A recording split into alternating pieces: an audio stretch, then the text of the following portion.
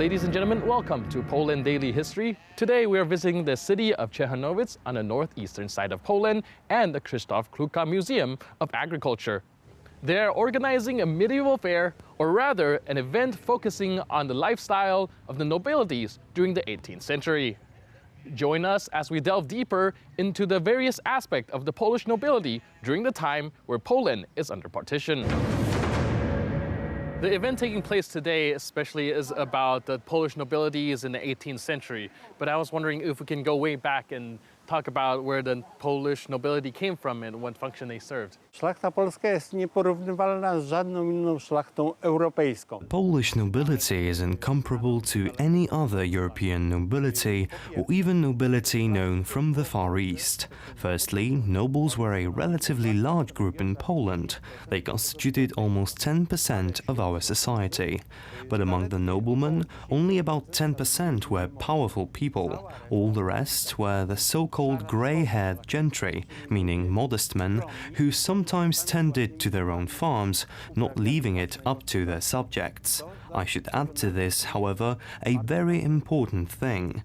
These people carried on their shoulders the burden of defending their homeland, and just as much as the richer were the commanders, the strategists, the poorer were what used to be the knights, that is, the mass of soldiers who directly defended our homeland. Po prostu tą masę żołnierzy, którzy bronili bezpośrednio naszej ojczyzny. Stąd się wzięło właśnie zamiłowanie. Hence the passion for the nobility and this small nobility, especially in the Podlasie-Mazovian borderland where we are now. There is a proverb that the humble nobleman made and sounded like, a nobleman on a farm is equal to a voivode. A voice answered his carriage, what the voivode can do, you cannot, you filth. It was a confrontation between the rich and the poor. Bogatych z biednymi. Ale było jeszcze jedna rzecz. Oni się, mimo że mogli się nie lubić, ale się szanowali. There was one more thing.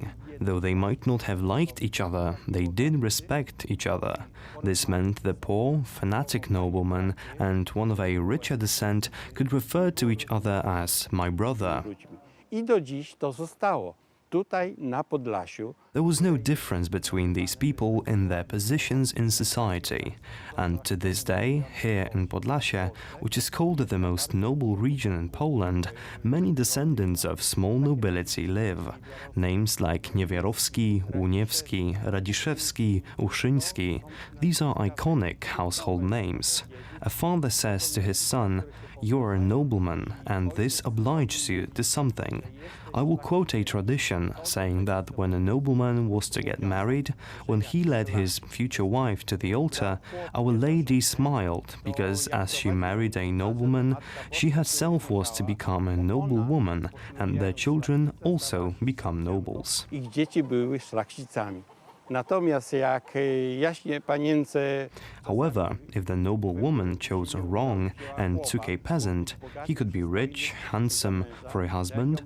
When he led her to the altar, the Mother of God cried because in the end she was the only noble woman, and her husband and children remained peasants. That is how it used to be. These were the customs. And this, ladies and gentlemen, is not such a distant past. I know a man here who occupied a serious position in the Ciechanowice community, but when he married a peasant, his family, for a dozen or so years, did not let him into the house. And that says a lot. However, thanks to the people who live here, Podlasie is a picturesque region, and mainly thanks to this nobility. Przede wszystkim ludziom, a głównie dzięki tej drobnej szlachcie.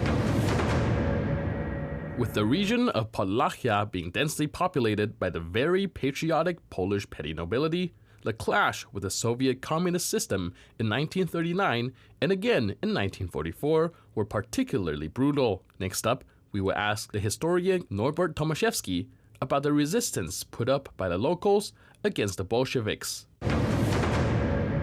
This area of Poland has a really strong tradition of nobility, and I was wondering if you can tell me how that right got taken away and how did it end?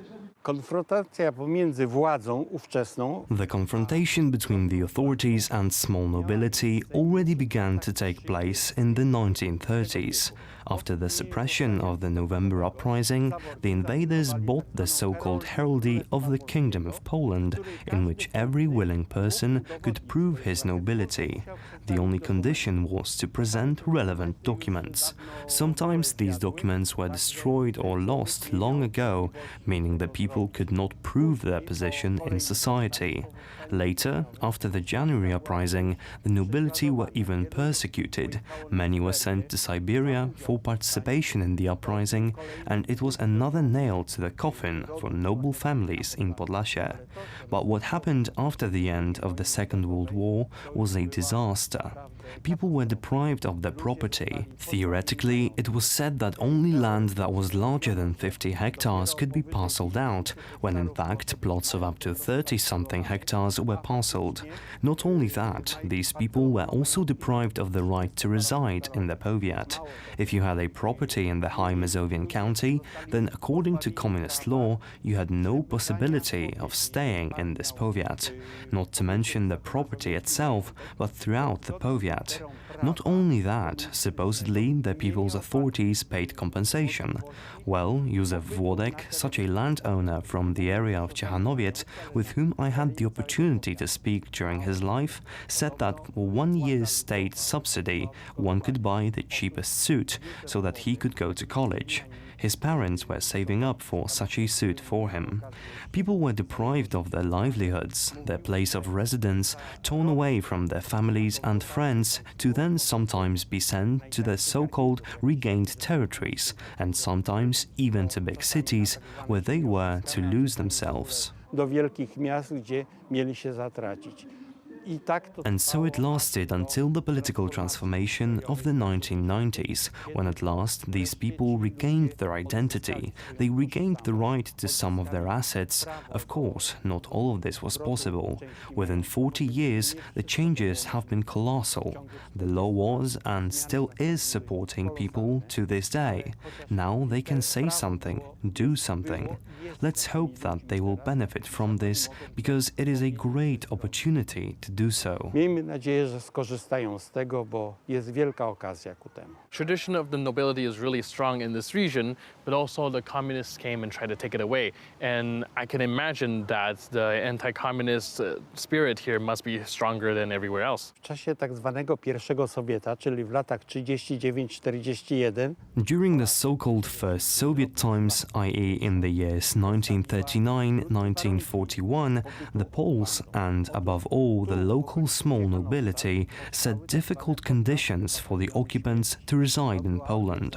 Here, in the area around Ciechanowiec, the so-called Podlasie Death Battalions arose. It was an organization that exterminated the Soviet apparatus, starting with military elements and ending with elements of state administration. In addition, the residents of these villages, many of whom were deported to Siberia, refused to serve in the Red Army. We even have records of documents which said, for instance, "You can take me to Siberia, but I will not serve these..." Here is a word I cannot use as it is extremely rude. There were also threats saying, "If you ever again order me to serve in the Soviet army, I will move to the area occupied by the Germans, because I would rather serve the Germans than the Soviets." And so, this was the state of affairs in 1944, as our so-called liberators entered the area of Poland. They already knew perfectly well that they would not have a better life here, so they left it to the Polish authorities, and this power that developed in the east was able to cope quite well and persecute the inhabitants of these villages. Only now do we discover how great was the scale of these oppressions and how many people suffered during this time. Jaka była wielka skala tych represji i ile osób ucierpiało w tym czasie. As we have seen today, the Polish nobility faced a wide range of problems at the end of the 18th century. Most prominently, the loss of national sovereignty due to infighting. Nevertheless, they were able to preserve their culture and tradition throughout centuries for future generations to admire. That's it for today. I'm your host, Benjamin Lee, and I'll see you next time on Poland Daily History.